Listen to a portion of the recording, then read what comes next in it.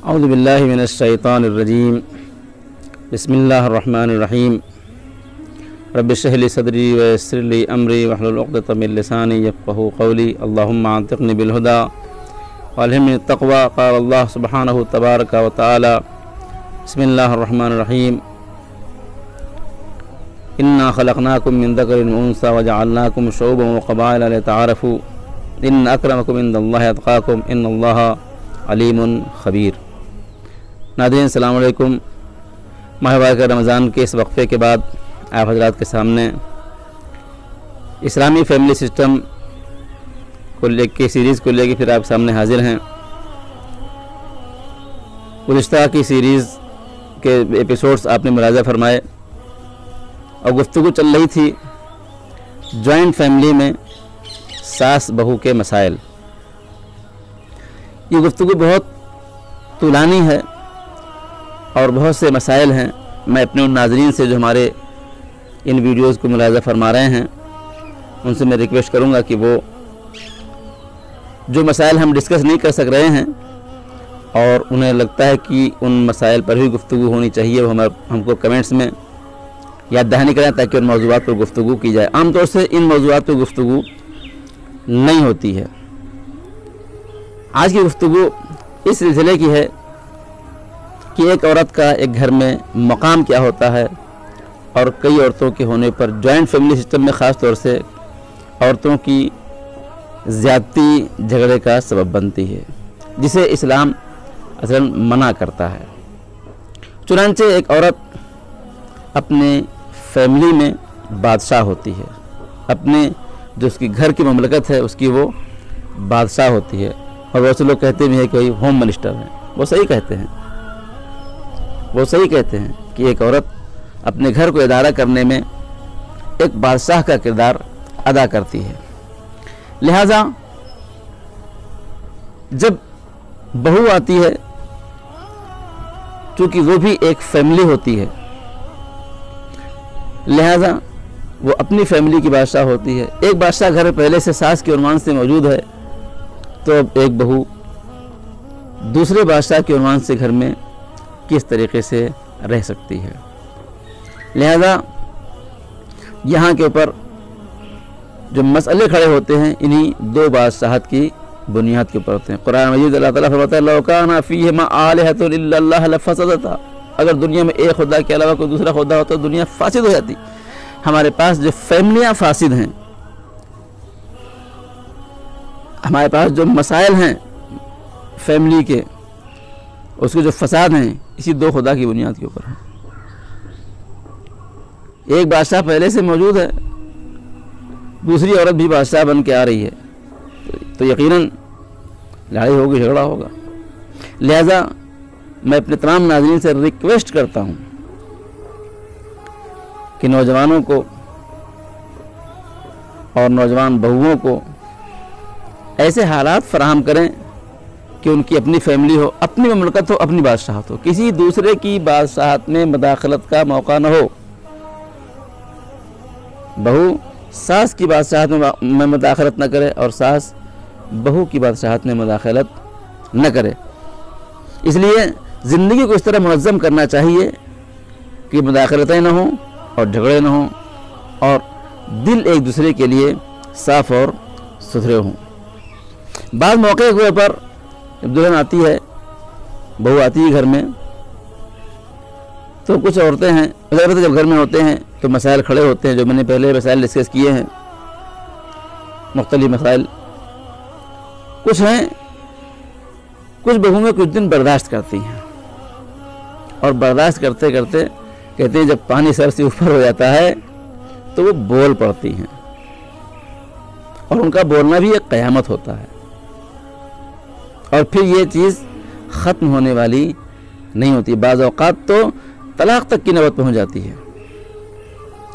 کچھ بہویں ہیں جو آتے ہی اس کی ایسی تیسی ہم کسی برداشت نہیں کریں گے، آتے ہی شروع ہو جاتی ہیں۔ بہت سی کم بہویں ایسی ہیں کہ جو ان مسائل کو برداشت کر کے زندگی کو گزار دیتی ہیں، اور حقیقت یہ ہے کہ جب ان کی زندگی کا کریم ٹائم ختم ہو جاتا ہے، جب ان کے بچے جوان ہو جاتے ہیں، تب ان کو بادشاہت ملتی ہے اور تب ان کے کچھ اختیارات زیادہ نہیں رہ جاتے ہیں۔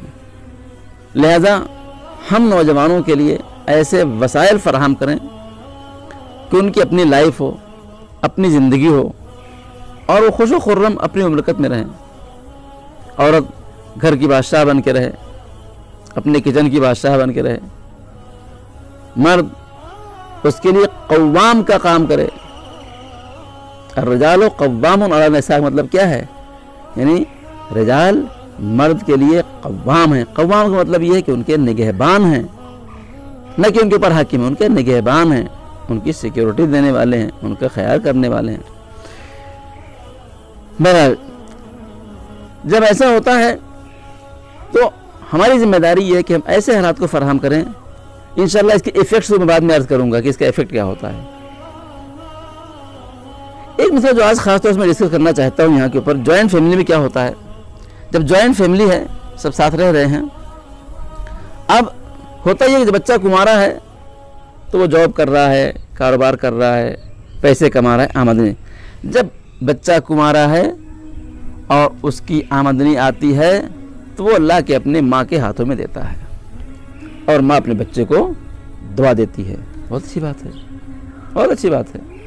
لیکن جب بچے کی شادی ہو جاتی ہے تو اب بہو کی خواہش یہ ہوتی ہے کہ ہمارا شوہر اپنی آمدنی لا کے مجھے دے، اور یہاں سے مسئلہ بہت گمبھیر ہو جاتا ہے۔ انشاءاللہ ایک ایپیسوڈ ہم مردوں کے سلسلے کے رکھیں گے، بیان کریں گے کہ ان مردوں پہ کیا گزرتی ہے۔